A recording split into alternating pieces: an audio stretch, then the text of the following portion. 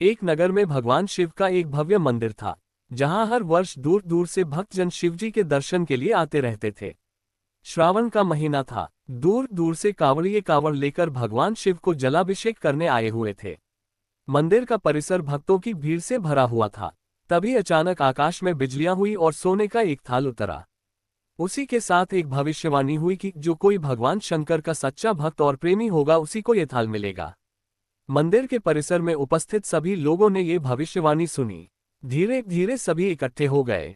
जो लोग मंदिर की व्यवस्था देखते थे उन्हें तो पूरा विश्वास था कि यह थाल हमें मिलेगा, इसलिए वे सबसे आगे जाकर खड़े हो गए।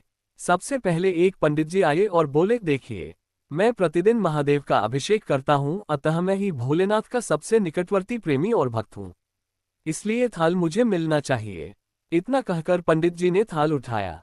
जैसे ही पंडित जी ने थाल उठाया, थाल पीतल का हो गया। ये देखकर पंडित जी बड़े लज्जित हुए। उन्होंने थाल यथास्थान पर रखा और वहां से निकल गए।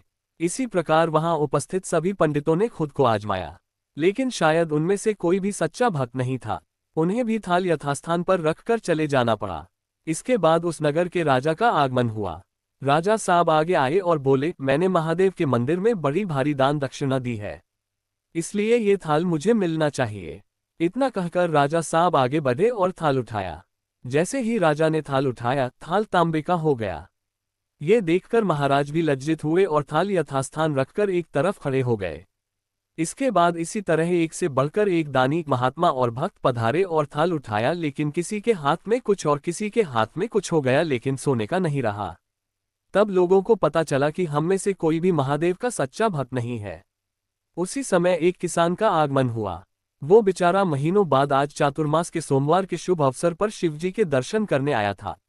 गरीबी और गृहस्थी के बोझ तले दबा दिन रात खेतों में मेहनत मजदूरी करके अपना और अपने परिवार का गुजारा करता था।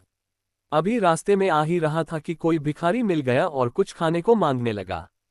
इस किसान को दया आ गई। अपने खाने के लिए जो खाना लाया था वो उसने उस भिखारी को दे दिया।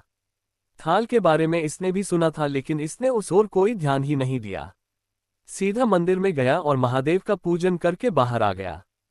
परिक्रमा करके जाने को हुआ, तभी पीछे से एक व्यक्ति बोला, भाई, तुम भी थाल को उठाकर देख लो, हो सकता है तुम ही वह सच्चे भक्त हो जिसके लिए ये थाल आया है। किसान को लगा वह व्यक्ति उसका मजाक बना रहा है। किसान ने हंसते हुए कहा, भाई, मैं तो कभी कोई पूजा पाठ भी नहीं करता, महीनों ने एक आध बार मंदिर आ पाता हूँ, मैं कायका का सच्चा भक्त। वह अजनबी बोला, भाई, हम तो देख चुके हैं, हमारी भक्ति तो दो कौड़ी की भी नहीं है। अब तुम भी अपना हाथ लगाकर देख लो, सोने का थाल मिले न मिले, किंतु पता चल जाएगा कि तुम्हारी भक्ति में कितनी सच्चाई है। लोगों के बहुत आग्रह करने पर आखिर उस भोलभाले किसान ने जाकर थाल उठा ही लिया। जैसे ही उसने थाल उठाया, लोगों के आश्चर्य का ठिकाना नहीं रहा।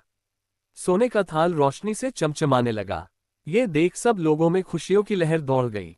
सभी लोग उसके जयकारे लगाने लगे और पूछने लगे कि भाई, तुम ही सच्चे भक्त हो, अब हमें भी बता दो कि कैसी भक्ति करते हो जिससे महादेव तुमसे इतने प्रसन्न है। तो किसान बोला, भाई, मैं कोई भक्ति नहीं करता, मैं केवल दिन भर खेतों में काम करता हूँ और थोड़ा समय निकालकर जरूरतमंद लोगों की मदद करता हूँ। इसके अलावा मैं कोई विशेष कार्य नहीं करता। लोग पूछने लगे, तुम लोगों की मदद क्यों करते हो? हंसते हुए किसान बोला, सुकून। दूसरों के चेहरे पर मुस्कान देखकर मुझे जो आनंद और खुशी होती है उसे मैं शब्दों में बयां नहीं कर सकता। शायद यही कारण है कि महादेव मुझसे खुश है। इसलिए हमेशा याद रखे, सत्कर्म का आरंभ भी आनंद से होता है और अंत भी आनंददायक होता है। दुष्कर्म का आरंभ भी दुख से होता है और अंत भी दुखदायक होता है। आप सैकड़ों मील की यात्रा करके भी दूसरों का दिल दुखाते हैं तो आपकी वह तपस्या, साधना और महादेव का दर्शन धूल के बराबर है।